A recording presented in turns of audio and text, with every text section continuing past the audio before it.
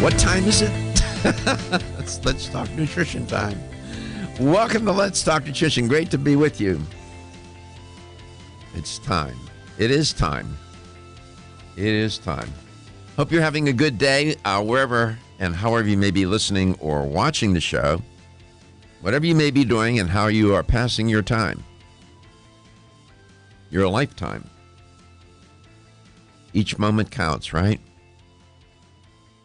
It does. We lose sight of that, though. We do. There's so many things that we get caught up in that take us on a trip that we you say, wait a minute, what am I doing? And you can go like that and just lose perspective, and that's not good. So we gently try to remind ourselves around here, put things in perspective. Take a breath, step back, figure out, what really is important to me. It's, we came into the building, we broadcast from Tampa, if people didn't know, from iHeart, which hosts the Lightning. They carry the Lightning games here in Tampa when the Lightning's in the playoffs. And me and you, we come in through the back of the building and we walked up front, and everybody was in their Lightning jerseys. Yeah, here at the station. And when I first came in here and I looked around, I didn't know what was going on. Yeah, they're in the playoffs, right? Yeah. Tampa Win Cup. Yep, Tampa Win Cup. That's the Tampa Win Cup. Bad grammar, good idea. It just goes to show you that I'm so engulfed in trying to do other things. Mm-hmm. Consumed, yeah. Yeah. It can happen. And we lose, we try to say, well, your health is your wealth. Well, boy, in so many and different ways, isn't it? And things happen to people, and it's so random, out of the blue, so unexpected, and it creates a tremendous sense of vulnerability and a lack of control when that happens. When you realize, because when you're sick, what does that do? That puts you in an arena where if it gets out of control, now you're moving closer towards your mortality. Terrible accidents people find themselves in, terrible illnesses.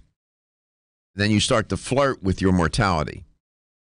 And then that's when everything really does start. If it doesn't change then for you, I don't know what will get your attention. And it can happen. And this is not stuff that happens to other people. It happens to you. It happens to me. It happens. So we just try to remind ourselves, okay, take it one day at a time, live in the moment. It is, each moment is precious. I know that's cliche. Well, I'm just trying to get to work and I'm just trying to, I get it. You can stay focused that way. And I talk about it to remind myself, because I can get swept away too. Before I bring on our guest, Brian Aliciano, he has to cut out of here early today. I was telling Gary, I was looking at this story. The CDC is now very concerned. 96 people have taken ill with E. coli, and the CDC, when the CDC says, we're not sure why, well, there's no other place to go to find the answer. They don't know why. 96 people in 5 states, have taken ill, infected with the same strain of E. coli bacteria that the CDC has not been able to determine a common food item. They're searching. Grocery store or restaurant chain may be to blame. They're not sure. Illnesses have been reported in Kentucky, Ohio, Virginia, Tennessee, Georgia. 11 people have been hospitalized, but no deaths, thank goodness, have been reported so far. We're hopeful that nobody will pass away here. this has been an ongoing investigation with the CDC. People can become sick after eating food or drinking water that's been contaminated with the E. coli bacteria. Raw vegetables, such as romaine, for example, or ground beef, unpasteurized dairy products that I report on, are among the usual suspects. So, and I was telling Gary, I said, it's stunning. I could report almost every single day on some food recall, something going on.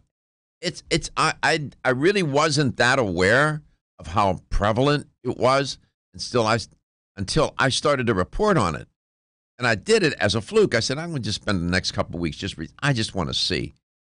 And I every day. But I guess all in all, food safety is pretty good in this country, right? Considering how much is consumed and how many people. Well, I'll keep my eye on this story and see if they can figure it out. So far, not so much. As I said, Brian Aliciano is my guest, and he's going to have to leave early. So let's get him on right away here. Brian, welcome back to the show. He's an educator for Celsius and does sales for them and other kinds of things. How you doing? I'm doing great. Thanks for having me back. Where are you today? I am on the road. I'm traveling to Orlando today. What? Going to a big fitness show this weekend. Which one is that? It's called the Europa Games Expo. It's a big fitness show, and they do fitness competitions there. Is that where everybody? A lot of my guests are saying, I'm going to Orlando this week. Is that where they're going? Is that what's going on? Probably. I would almost bet all of them are. It's a huge event. Well, and are you presenting there? Is the company going to be there? Yes, we will be there. We'll have a pretty good-sized booth on the expo floor, and then I will be meeting with buyers and sales associates all weekend as well. Our brand. It's called the Europa Fitness? Europa Games. Europa Expo. Games Expo. Europa. Yeah, I know Europa. Yep. When they say games, is competition? I mean, what's going on? Yes, there's a fitness competition, bodybuilding, women's physique, bikini. There's actually men's physique now, too, that they have, which is good. Men in the Speedos? Well, the men's physique is actually in the they wear the board shorts now. Oh. So it's a new category that just evolved about 3 years ago. How many people do you think are going to be there? I'm just curious. I don't know. I'd probably say 15,000 maybe. Mm-hmm. How many companies? As far as sports nutrition companies and people on the expo floor, I think there's over 35 or 40. How much competition do you have there in terms of beverages? You know, I mean, it's funny you ask that because when people talk about comparing our brand to anybody else's, I don't look at really anyone as competition other than fighting for cooler space. So obviously we are a beverage. We have to survive in a cooler. Any retail outlet, we have to be in a cooler. So whatever else is in that cooler is kind of our competition. But as far as ingredient panel, nothing is really our competition. So no one really has anything like our product. It has 6 university studies. It has all the claims that we have. It has accelerating metabolism, burning body fat, increased energy. No one really has that. Let me ask you, do your sales go up during the summer? They tend to. Yeah, I would say warmer months, especially in the Midwest when people are getting outside, it really does help. But our big Super Bowl quarter, we call it, is always quarter one. January is huge, really, because people are getting back in the gym. The New Year's resolutions are in full effect. When we come back, I'll have you break down why you're so proud of your product and what distinguishes it from others in your category.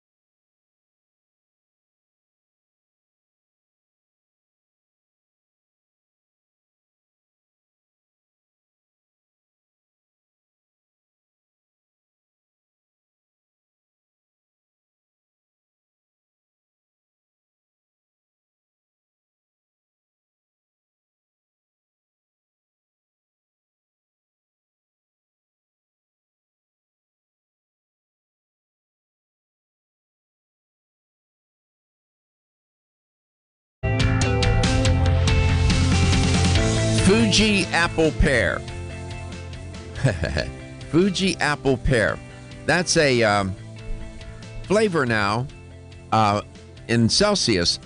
Is that a new item, Brian? That flavor is hot off the press. Yes, sir. Fuji apple pear. Boy, that's an interesting. Correct. And what's interesting, the image. There's an apple and a pear. I mean, the imaging is great. How does it taste? Tastes amazing. You really, as soon as you crack it open, you smell the apple aroma, which I love. And when you try it, it's really an apple kind of flavor up front with a pear finish at the end. But super smooth, lightly carbonated. Lightly carbonated Fuji apple pear. That's a new item then. It is. Yeah, we launched it exclusively in the fitness channel, GNC, and on Amazon first before we rolled it out to the rest of the channels. And to do so, really, getting people excited in the fitness channel that we have an exclusive flavor. What kind of feedback have you gotten? We're getting a lot of reorders already. So we just launched it the second week of March. So to get reorders already is pretty astounding. So I'm pleased so far. Okay, so you don't call it a fitness drink, do you? Or do you? Well, we can. What we normally do is we call it a fit lifestyle drink. So when you look at this show and the people who listen to it and watch it, the demographic, the psychographic would tell me that they could be interested. They could be very interested, but you may have to persuade them. Some. I have in terms of age, I have an older segment too of for the show, 50 plus, and then the younger as well, 20 to 40, 20 to 50. But we have quite a few folks that, are past 50 and listen and watch the show. Are they candidates for the product? Yeah, I'm just going to tell you some research data I just seen from shopping on Amazon is our product actually has the widest age range demographic. 18 to 80 is our range, which is insane to see in any consumer packaged good, to be honest. For that matter, and then a male to female ratio split of exactly 50-50. 50-50. Which is also unheard of. So literally 18 to 80 caters to everyone. Anyone who's currently living a fit lifestyle or wanting to live a fit lifestyle, want to feel better about their health. This is something good to drink throughout the day to get you the energy throughout the day. So the product that's just the one ingredient that's in the product is caffeine. So if people can't drink caffeine or don't like caffeine, that this product's not for them, right? Right. That would be my disclaimer, is if you're caffeine sensitive, that's definitely something you have to take into consideration. Right. I'm not caffeine sensitive. I'm not, and I like caffeine. Right. So people are looking for, most people drink these energy drinks for what they're called, energy. They're looking for a boost.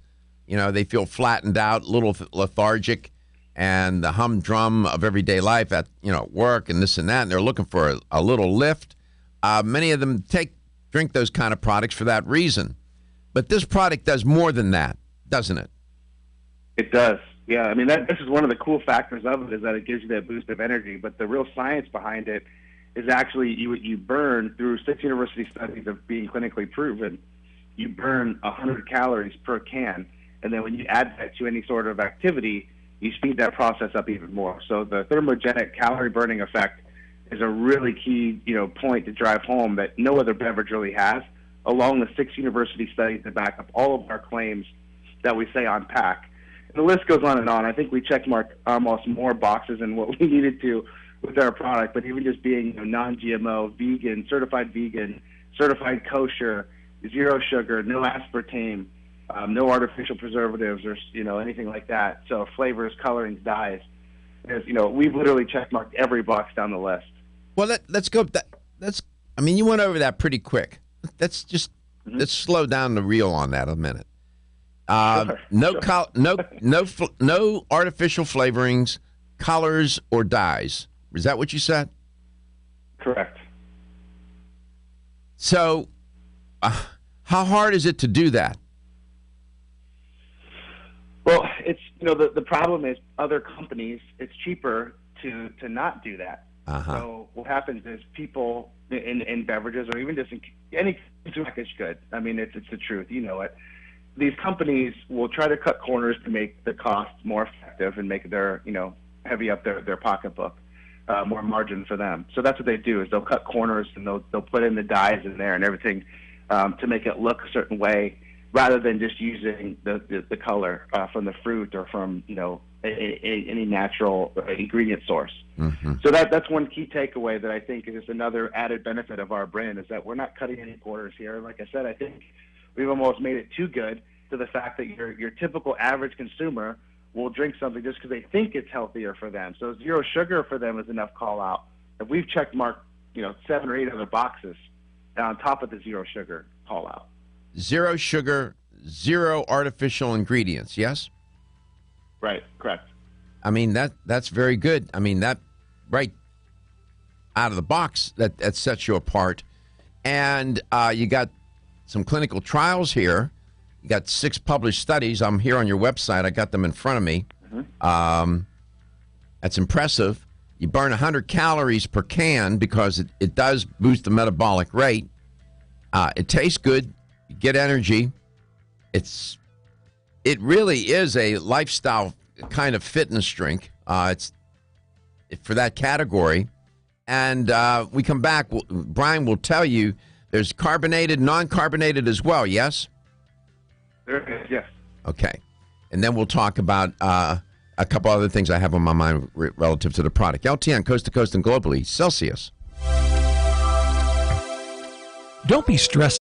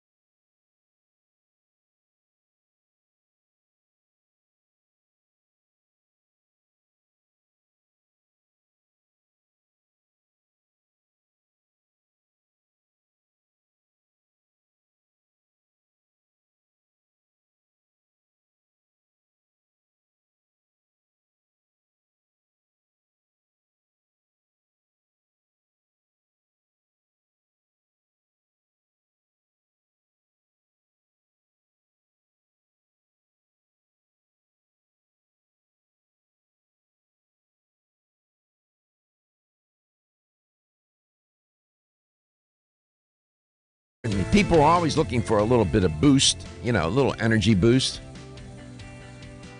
And they will resort to doing all sorts of things. Eating certain foods, drinking certain beverages. And it ironically, having more energy would be a healthy thing, right? But the means by which they do that can be very unhealthy. And we're always looking for ways for people to, listen, I'm realistic. I understand it. Everyday life, people are just trying to figure it out. And you just have to give people options that make sense and don't put them at risk and are, sensible. Celsius is well thought out. I mean, I give them a lot of credit. They thought this through, not only just in the marketing, but in the way they have formulated this product, its design, its formulation, its intent, claims made about it, the research to support it, the studies.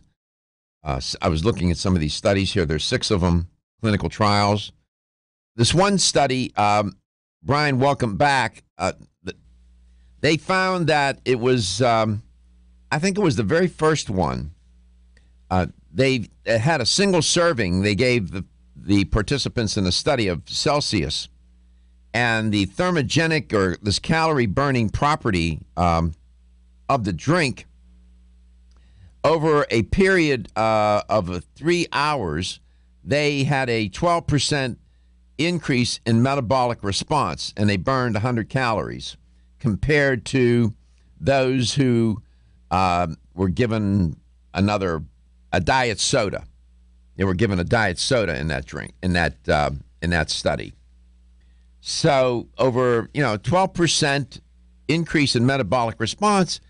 People say, well, that's not a big deal. Wait a second. All you have to do is pop the can open and drink it, and you get a 12% increase in metabolic burn and 100 calories. That, rather than popping the lid and drinking it and getting a 100-calorie increase. So, it's and your claims aren't extraordinary. You don't go off the reservation with them. They're in line with what the data say. So I like that. Right.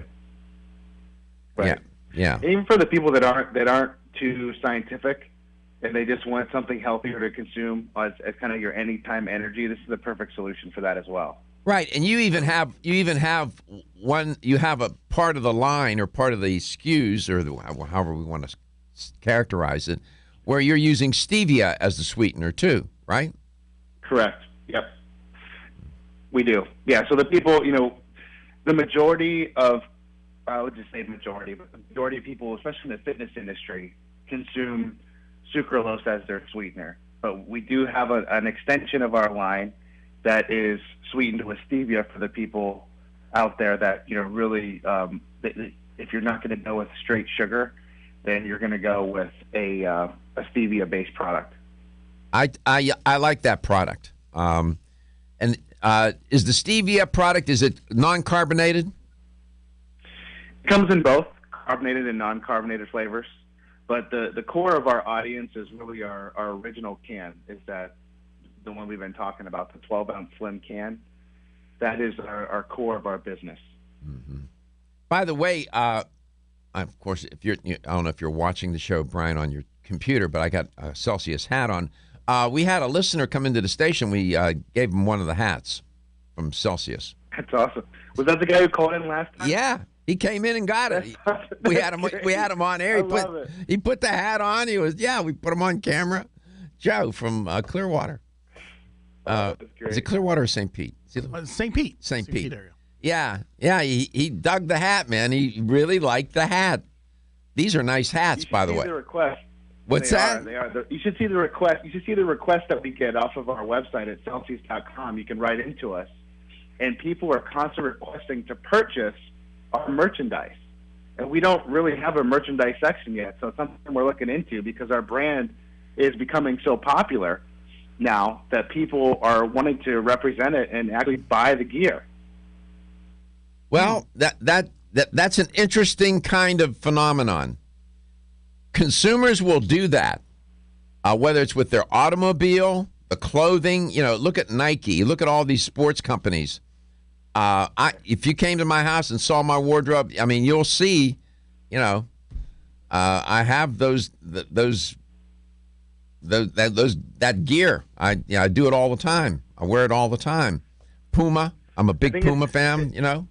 It's a powerful statement because I think for somebody to buy a branded item, they have to really be passionate about it. Yeah. And I think that really, really says a lot about our brand and how far we've come so far. It's the principle of reciprocation. Now, I don't want to get too nerdy on this. What we know from the social sciences, that when you do something for people, the tendency is for them to want to give back, okay, to reciprocate. If you give somebody something, their tendency is to want to give you something back. The studies on that are intriguing, and that's what's going on here a little bit. People, when they buy these products like Celsius, they got a nice effect. It has helped them. They like it. They enjoy it. And they want to wear the gear. It's sort of like a reciprocal effect. Right. They got something and they want to give something back by wearing the gear. And they're proud to wear it because they're dialed in. They're with something that's current, something that's popular, something that's healthy. It's interesting how that all comes together, isn't it? It really is. And it's really awesome to see from my end. Yeah, you don't see, back in the day, you didn't see a lot of people wearing a Studebaker shirt. I think that might have been before my time, but yeah, I can relate. I dropped that in. You probably don't even know what a Studebaker is, do you? I do. I'm a car guy. All right. You know the Studebaker Golden Hawk, right? That was the car, man, back in the day. But people wear Ferrari gear. They'll wear a Mercedes gear, Formula One people. Why? Because they want to identify with the brand. And that tells you that it's a good brand. So you guys are on that. That's sort of the consumer's communicating to you that they like the product. They want to be associated with the brand. That's interesting.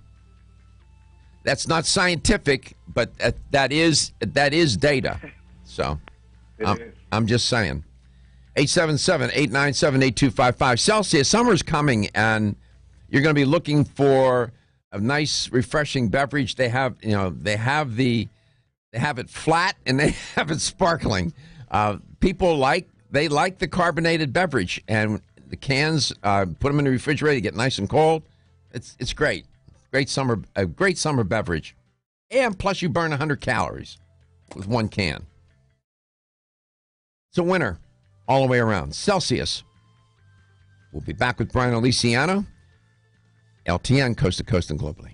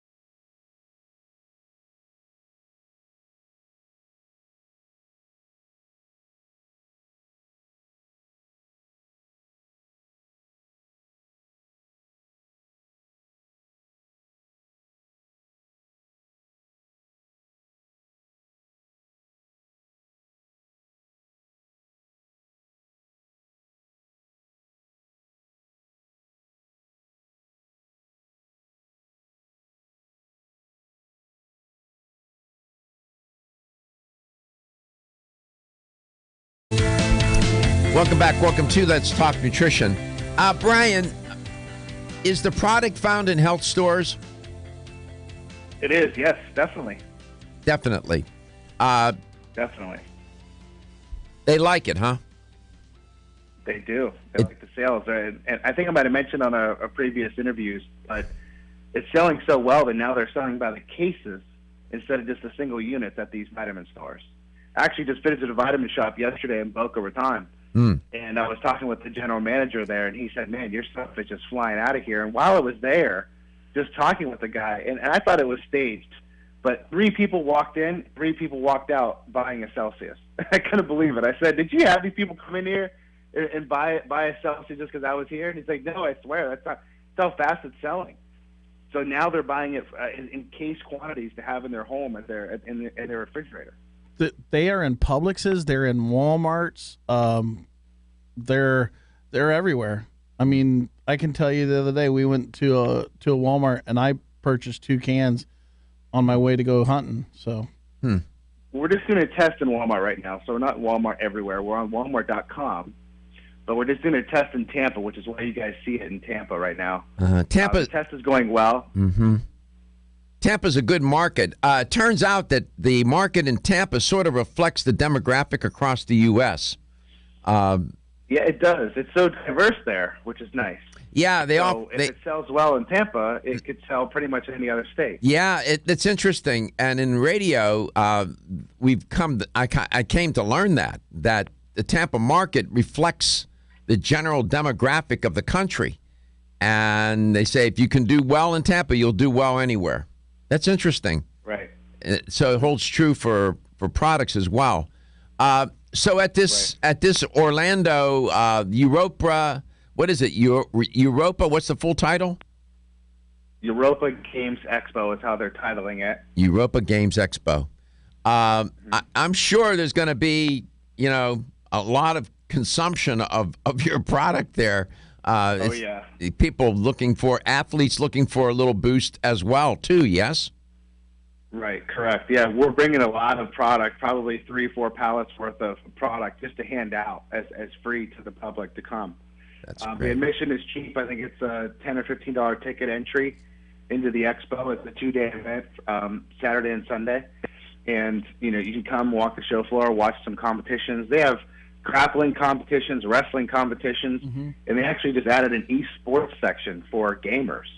So this thing is really exploding. I've been going to this show for the past, 7-8 years, and saw it when it was just a small little booth, and now it's becoming something really big. It's nice because people in Florida really can't get to the larger shows like the Arnold Schwarzenegger Classic, which we spoke about last time, or the Mr. Olympia show expo out in Vegas. So if you live in Florida, this is a great way to kind of get a taste of that expo in sports nutrition by coming to this thing and spending $10 or $15 to get in. So you'll have bodybuilders competing as well there too then? Well, we don't particularly sponsor them, but yes, they will be there competing. Mm-hmm. This is interesting. It's all weekend? It is, yes. Yeah. If you want to come over, let me know. I'll get you in. Not this weekend, man. I'm locked up here. Okay. I wish you have no idea. That would be, I would go. I would go to that. Yeah. I would definitely. It's a sight to see for sure. Definitely, I would go to that. Just to see, but I would also want to promote the show there. Not so good. No artificial flavors here, no artificial colorings. 100%. It's all good. I like it. So this new flavor, apple, what is it called? Apple pear something or other? Fuji apple pear. Fuji it's apple. Sparkling, so it's carbonated, lightly carbonated. Fuji apple pear. I have never tried. Well, we'll have to try that. Well, next time you come in, send you guys some. I know you're busy, but we always like to enjoy it when you. This is the first time you have not been on the screen. You usually call it in and we put you up on the screen. No, it's good. It's all good. Do children? What's the youngest age to give this product to? Honestly, I've been in sports nutrition for over 15 years, and the answer is always the same. 18 and up, I would say, for any sports nutrition product, unless you consult with your physician or consult with the parent or guardian. It's really the parents or guardians' call on what they want to give their children. But once you turn 18, you can legally make your own decisions. Yeah. Which is why we always say 18. It's just the safest bet to say that. I'm going to bet you a can of Celsius that the drink has made its way into high school. I don't know. That's a good question. Oh, I would bet you on that. I'll bet on it. Definitely in college, because the students are always looking for energy, for courses. College for sure. Yeah. One of our biggest retailers in college is campusprotein.com, and they are selling a ton of Celsius. Yeah, I got directly on campus, and they have ambassadors. There's what I say. Exactly. There you go. I know. Yeah. And it wouldn't surprise me that older folks would be interested in it too. If you have any sort of concern about caffeine, you can't take caffeine, you're caffeine sensitive, the product, you'd be advised probably not to take it. There is caffeine in the product, and being disclosive here, and that's not a bad thing. That's just some people are caffeine sensitive. I actually have a quick story on an older person taking our product. My grandma, my grandma-in-law, it's my wife's grandma, but she lives in Ocala, Florida, and she drinks one of these a day. She adds it to a smoothie, so she'll actually pour the can. She likes the non-carbonated, the green tea, raspberry acai green tea she likes.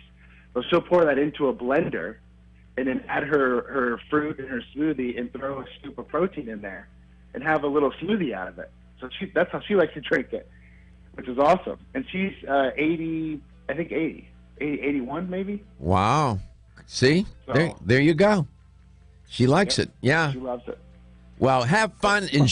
Enjoy enjoy yourself in Orlando. Good luck. I know you guys will be a big hit, and we're going to look for you the next time, too. For sure. Hopefully I'll be in studio. I'm looking forward to coming back. Yeah, we like to see you around here. Stop by. We always enjoy having you by. Awesome. Thank you again. I appreciate everything. Everybody's good at home, Brian? Everyone's good. There you go.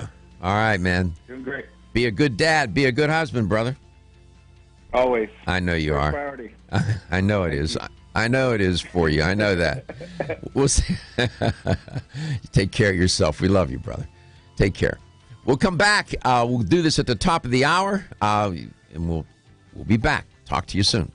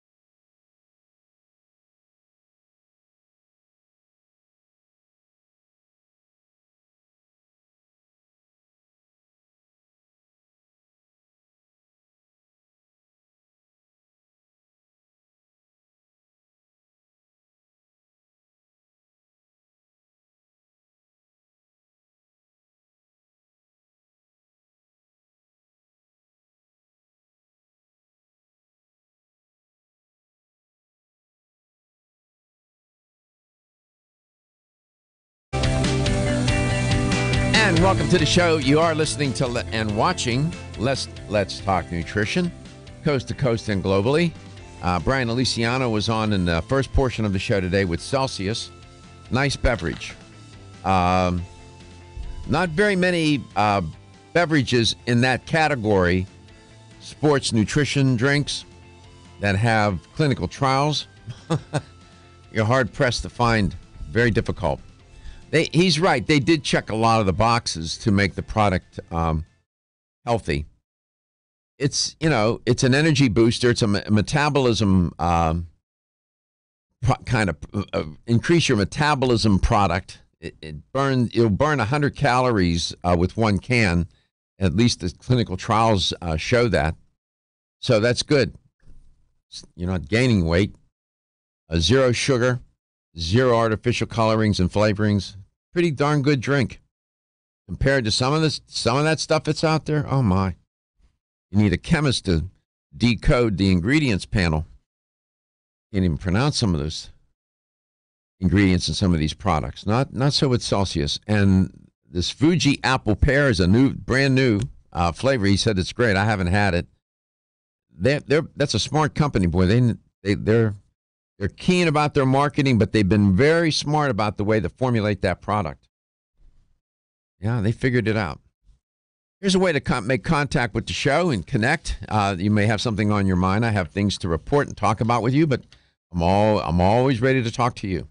877-897-8255. That's 877-897-TALK. Dr. Garko's personal email is drgarko@letstalknutrition.com. Like us, share us on Facebook at Let's Talk Nutrition, on Instagram at Let's Talk Nutrition, and subscribe to our YouTube channel at Let's Talk Nutrition on YouTube, where we have over 65,000 views now. We have 1,100 videos on there, so go on there and look them up. It's also closed caption for the hearing impaired, Doc. That's good. Nice feature. And I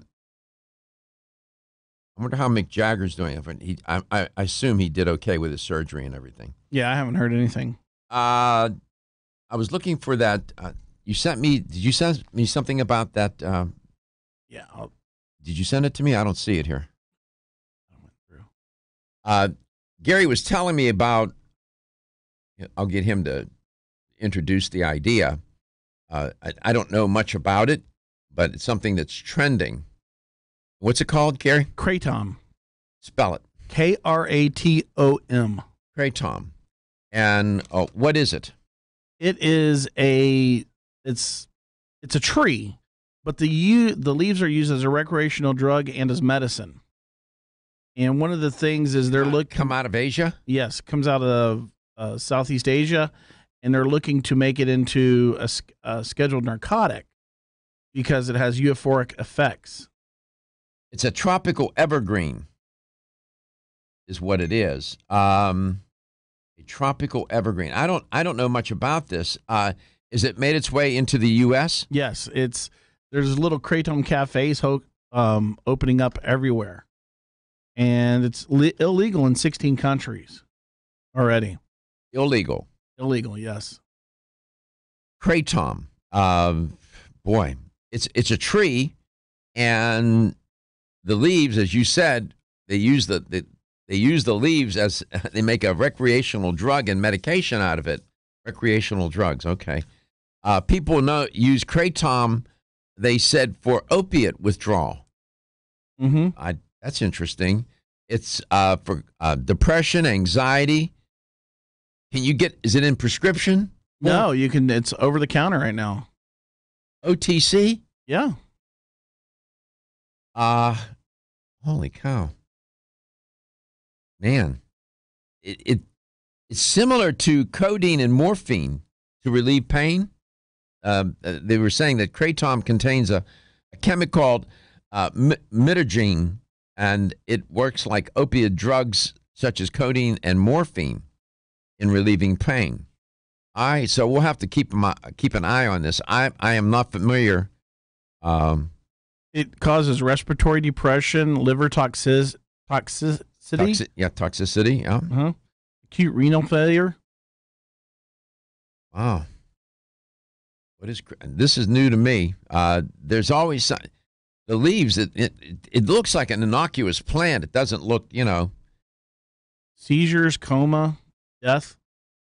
Yeah, it's been around for a little while now. And I think it's pronounced kratom, not kratom. Kratom? Yeah, Kratom? kratom. Yeah, Kratom? and I would liken it to somewhat of a CBD type experience for people, because I know people that have tried it and they've taken it for either pain or anxiety or things like that. And there's people that swear by it, but the FDA has been after it for a little while about trying to classify it as a whatever class drug that they want. Schedule 1? I'm not sure about Schedule 1, but they've been looking to put it on some type of schedule because of there has been results for No, people. here's some clarification from Rufino. He says if you only take it in large doses, does it have the adverse effects? He says right now it's helping a lot of people.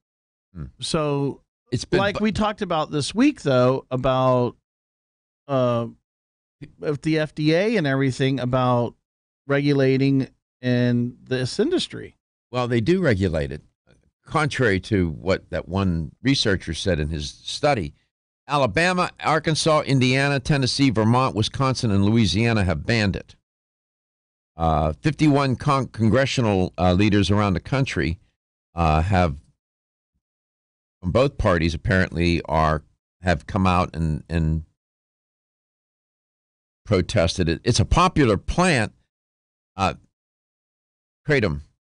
It naturally grows in Thailand, Malaysia, Indonesia, Papua New Guinea, and they take it in those cultures as a pain reliever, analgesic. It's an herb. They consider it a natural herb, and they consider it in those cultures. They have a different point of view about it. They're not using it. I don't think. Maybe they are. Who knows? Recreationally, I don't know. But it's mild pain reliever. It has a slight stimulant effect. I'm learning here. People use it who are on opioids. They use it for withdrawal effects to moderate the withdrawal. So I don't know. And I was told there's a synthetic out that is what is hurting people. It's not the actual plant itself. It's a synthetic. Yeah, they're making it in the lab. They have the chemical profile, and so now they go into the lab and then they just synthetically produce it. But in Thailand, kratom was used widely in Southeast Asia for thousands of years. I'm learning here. It was banned in Thailand in 1943, but it was banned then. But they said it was due to politics and not for health reasons. Rafina, I think, is going to call in and talk to us more about it. According to a 2008 national survey in Thailand, more than 1 million people reported using kratom. In several southern districts in Thailand, up to 70% of the male population reportedly uses kratom daily. Let's go to Rufino out of Clarksville, Georgia. Ada Zinc is his store. Rufino, do you have this in your store? I do. I do sell it in my store. Are you serious? And, really? I do. Yeah, I sell it in powder form and I sell it in pill form. And I will tell you honestly that anything can be abused, Doc. You know that. Anything can be abused. Well, of course. But I'm seeing tremendous. I won't say miracle. I'm seeing really great things with it. We're pain, PTSD, a little kratom in the morning. It is considered. It's considered a hallucinogen. I've never seen that happen to anyone that bought it. There was a gentleman, who took 23 pills last week in some state and got really sick. Well, of course he did. Hold your thought. Overdose. Hold your thought. Hold your thought. Don't hang up. We're going to come back. We'll talk. I'm learning about this as you are.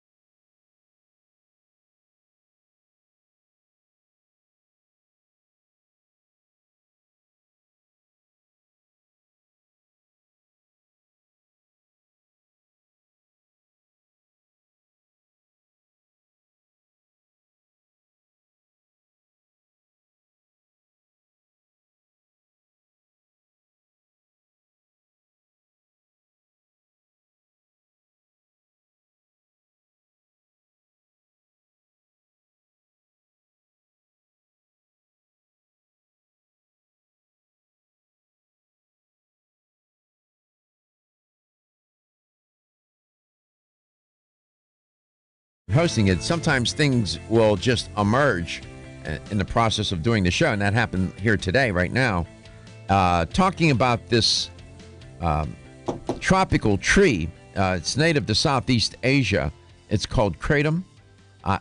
There's the Latin name. It's almost too hard to pronounce, so I won't even slaughter that. I'll leave it a B. And the leaves, they use the leaves to make certain. You can make tea from them. You can make, you can put it in a pill form, powder.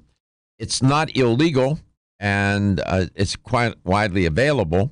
In fact, Rufino Pato's on the line. He's the owner of Ada Zinc in Clarksville, Georgia. You sell it in your store. How long have you had it in your store? Probably about 2 years now. Give or Really? take. Really? Yeah. But I will tell you, I do keep it behind the counter, behind the register, because I don't want any kids grabbing anything that's, kind of crazy. But the thing is, Doc, anything, like I said, anything could be abused. I know people that chew on the leaves. They chew on the leaves. Mostly, I have a couple friends from India and stuff, and they said their whole family chews on the leaves, and they say it just calms them down and helps with pain. And, the one thing you have taught me the last few years, Doc, is show me the data. And I've looked at the data on kratom, and I've researched it, and the day they say it's unhealthy and you shouldn't be doing it, it'll be out of my store. But I am seeing, and I started doing this way before hemp even got popular, and it helps with pain, helps with relaxation. I'm getting people off opioids. You would not believe, Doc. Now, the thing is about kratom, though, and I know you're going to do your research, it does hit the same nerves as the opioids do, but it's not an opioid. So it really benefits people trying to get off the big stuff. Yeah. And I've seen a lot of great stuff, Doc, so I still have it. I'm careful who I am careful who I sell it to, just like any other supplement. You gotta of course. Be responsible. Well, all that you say, here at a U.S. government website, and they talk about it. Most people take kratom as a pill or a capsule. They report that some people, as you just said, chew kratom leaves or brew the dried or powdered leaves as a tea. Sometimes the leaves are smoked or eaten in food. Kratom leaves contain mitragynine and 7-alpha-hydroxymitragynine. Those are the two compounds that interact with the opioid receptors in the brain that will produce the sedation, pleasure, and decreased pain effect. Some people get a little bit of a energy boost from it as well, I was reading. Mitragynine, that compound, can also interact with other receptor systems in the brain to produce, as I just said, a stimulant effect. Yes and no. There's green, there's white, and there's red kratom. Excuse me, Doc. And so when people come in, I say, do you need an energetic kind of boost, you go for the Mangdal. Mangdal is the green, okay?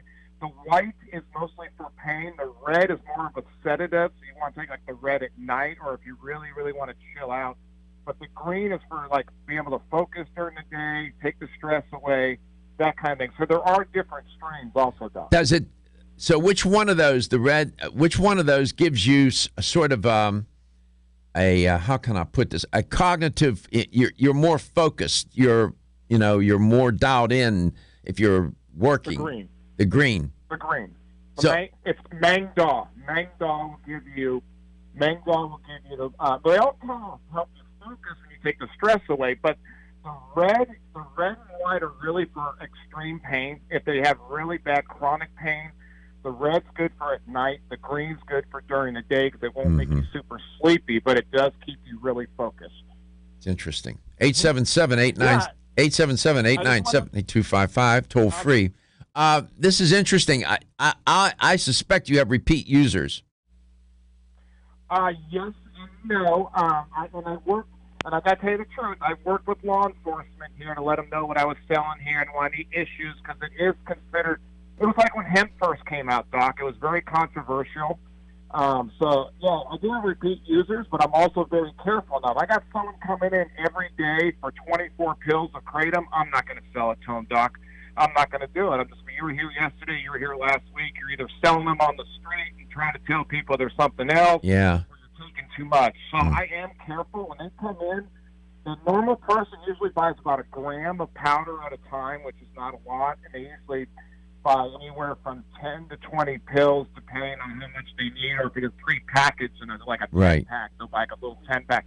But I have not seen any abuse here at my store. I haven't seen continued users that come every single day. The people I know that are using it come maybe once a month, Doc, to get some more, and I take it as needed, and we talk about it. So I just don't. Have you ever tried it? Have you tried it? I have. I have tried it several times. And Absolutely. what was which one did you take? The red, the green, or the whatever, the white? I like the mango during the day. I really do. Obviously, since hemp's been around, I do a little hemp during the day. I love my hemp. But once in a while, the mango it's pretty cool. I got to tell you, and it does do what it's supposed to do, and it can be abused. Absolutely, like holy basil and everything else. Of course. I mean, you can abuse milk thistle. You can abuse milk thistle, for crying out loud. Yeah, absolutely. Yeah, so no question. everything could be done, and that's what happens. If people see it as an hallucinogen, the Indian people always tell me I feel kind of euphoric with it. So people think, well, shoot, if 2 work, 24 must be amazing. Yeah. the Well, problem. no, that's not. No.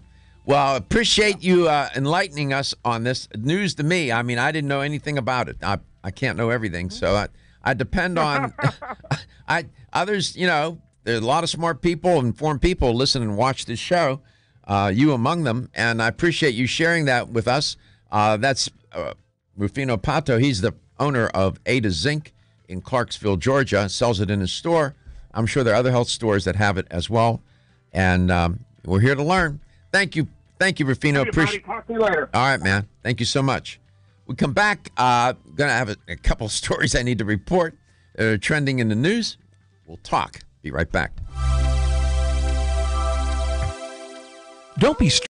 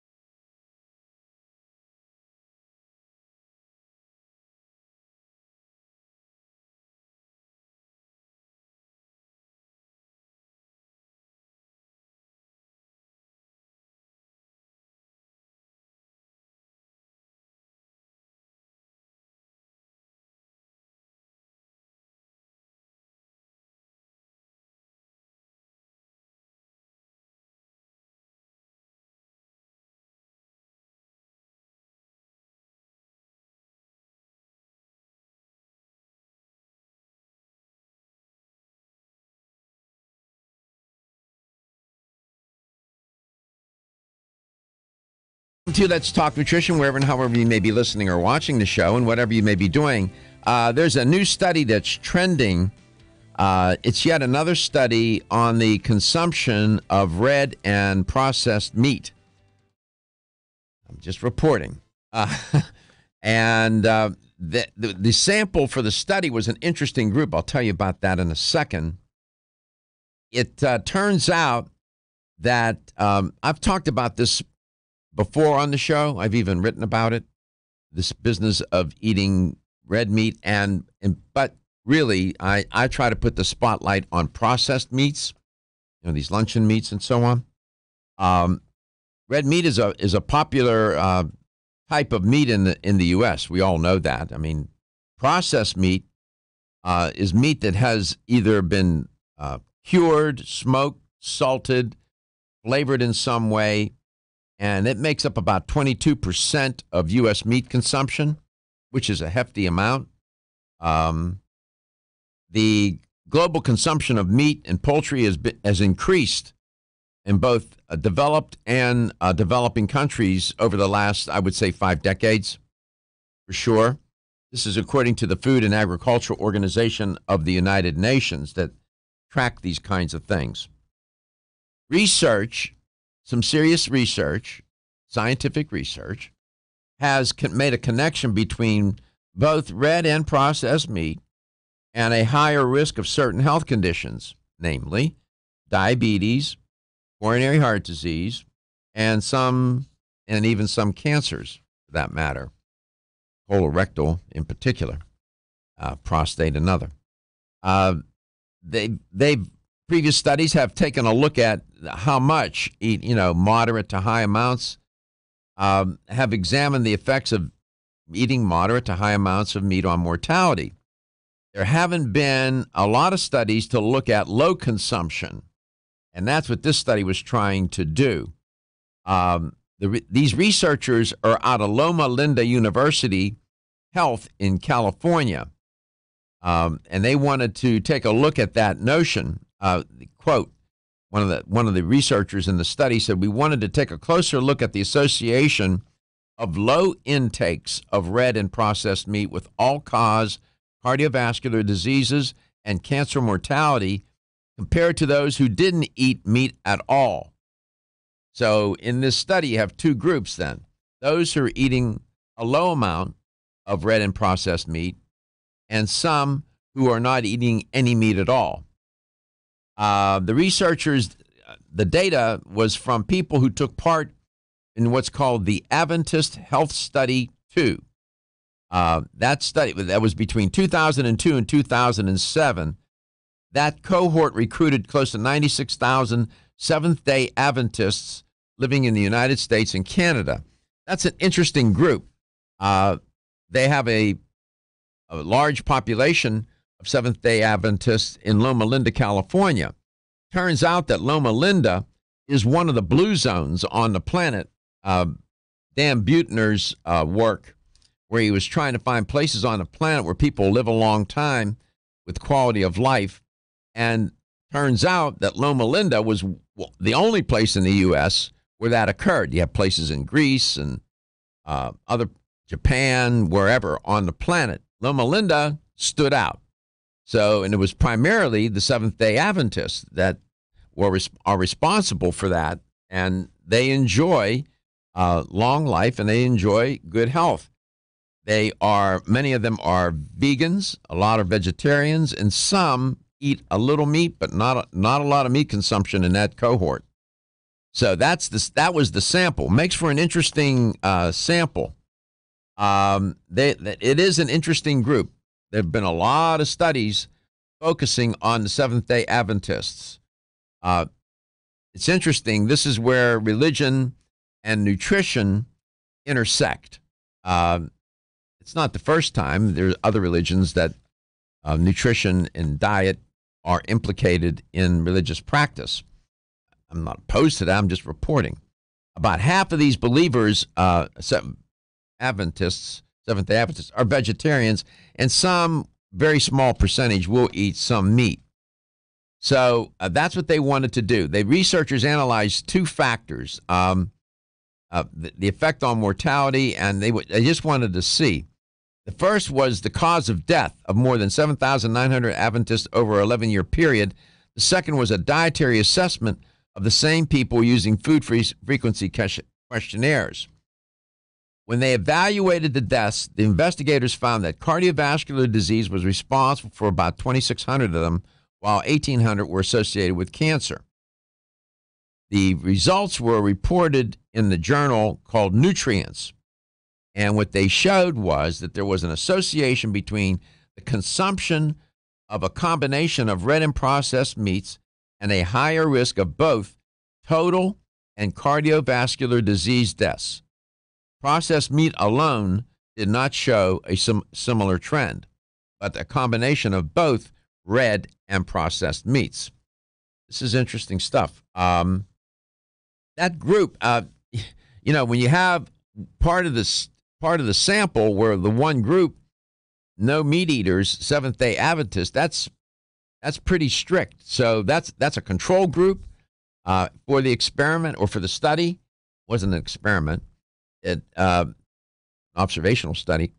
So I think it's a good sample. I bring it to your attention. You're not going to. It's not the intention on this show to have meat banned. I wouldn't even think about that.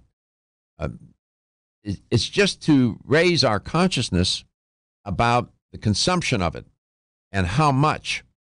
I can tell you that I was looking at my notes and some of the studies that I have saved in my files, and I saw that I had a number of studies that were related to processed meat.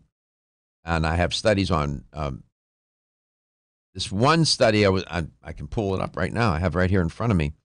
Red and processed meat consumption and risk of incident coronary heart disease, stroke, and diabetes mellitus. This is a different study than the one I'm just reporting on now, but similar results. They found the consumption in this study of processed meats, but not red meats, was associated with a higher risk of coronary heart disease and type 2 diabetes. In the study that I just reported on, you needed both kinds of meats to get those deleterious effects. In the second study, which was, when was this? This was by Mozaffarian and his colleagues. Mozaffarian's a very good researcher. This was back in 2009 when they did this study. There is an ample amount of evidence. You just trust me on this. There are more than a few studies that show this correlation or this relationship. It's not causational, it's correlational, but it's a strong correlation. If you like to eat meat, if you like to eat red meat, and if you especially like processed meat, be mindful. Keep your, don't overconsume. Moderate. I'll be back. Want to get at the core issues that make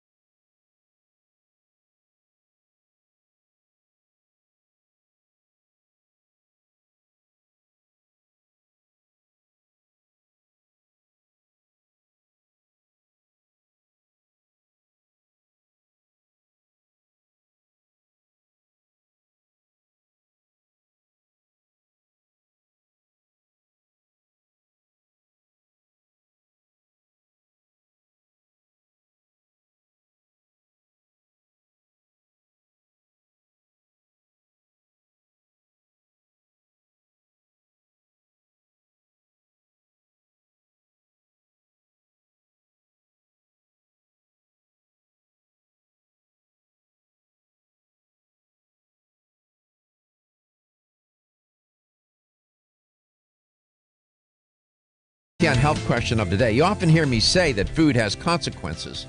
Well, that may seem patently obvious to some, but trying to persuade people that, food has consequences and they might want to reconsider or consider changing the way they eat.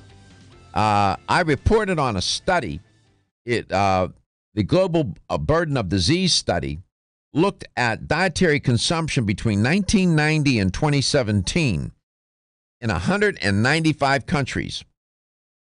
And they focused on 15 types of food or nutrients, and they found that unhealthy eating was responsible for more deaths worldwide than any other risk factor, including smoking.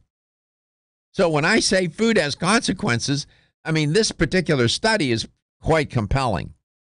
Here's the question. Which country came in first in terms of lowest deaths associated with unhealthy eating? In other words, which country did the best with respect to that? Was it A, India, B, Italy, C, Israel, or D, Iraq? India, Italy, Israel, or Iraq? This is tough. Which country came in first in terms of lowest deaths per 100,000 associated with unhealthy eating? In other words, they did the best. Was it India, Italy, Israel, or Iraq? If you get this, I'll be very impressed. Here's the number to call. 877-897-8255. That's 877-897-TALK. The study was published, of course, where else? The Lancet. Investigators concluded that, diet is a non-communicable unhealthy eating is a non-communicable type of disease, if you want to call it unhealthy eating a disease, which probably is not appropriate. But you get my point. Non-communicable diseases, cardiovascular disease, cancer, and so on. Diet is responsible for, and lifestyle responsible for, a lot of these non-communicable diseases.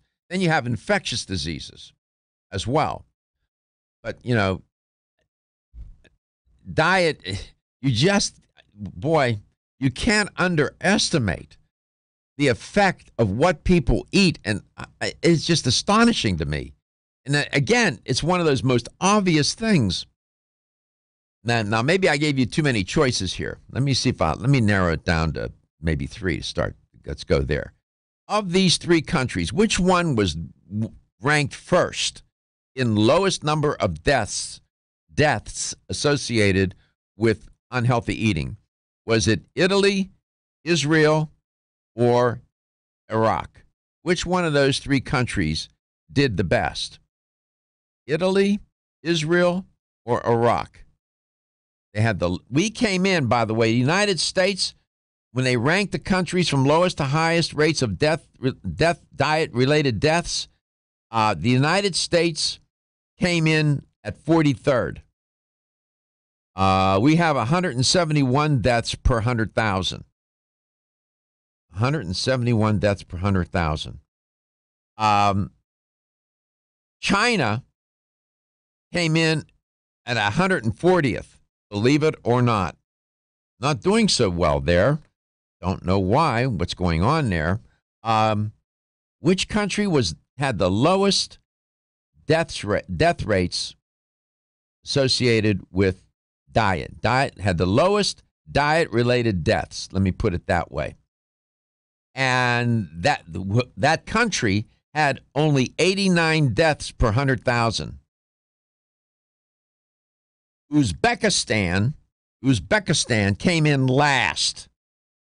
892 people per 100,000 with diet-related deaths in Uzbekistan.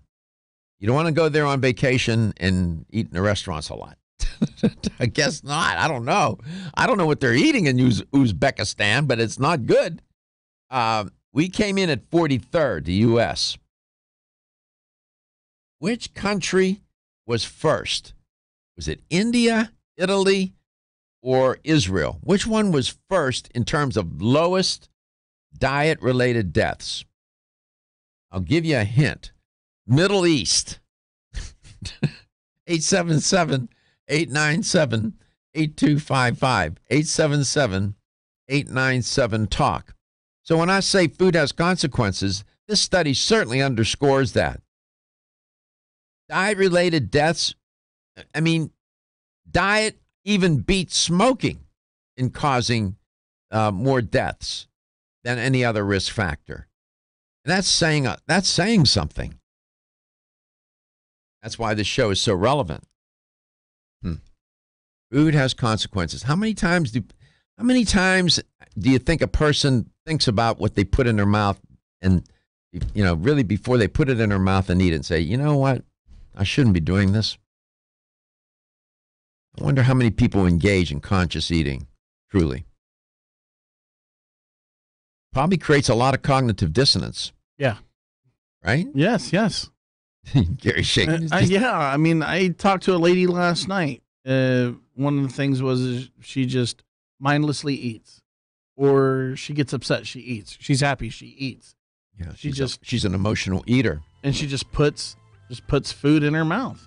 All right. Let me give you two choices. Which of these two countries came in first with the lowest diet-related deaths? Was it Italy or was it Israel? Italy or Israel? I'll give you a hint. Middle East. Speed dial me and we'll give you credit even as we go off the air. We came in at 43rd. The United States had 171 deaths per 100,000. So what you eat makes a difference. It can help you, it can help cure you, it can help you live a longer life, have quality of life, or it can kill you. Diet. You don't want to make the root word of diet become a reality, right? The root word of diet is what? Die. That's grim. Hope you had a good day today listening to the show, and we'll come back tomorrow and do it again. We enjoy being here with you, and just again to remind you that your health is your wealth. It is a precious, precious, precious thing to embrace. Your health is your wealth, and your health is the wealth of those that care about it. I love you. I'll see you tomorrow. Everyone's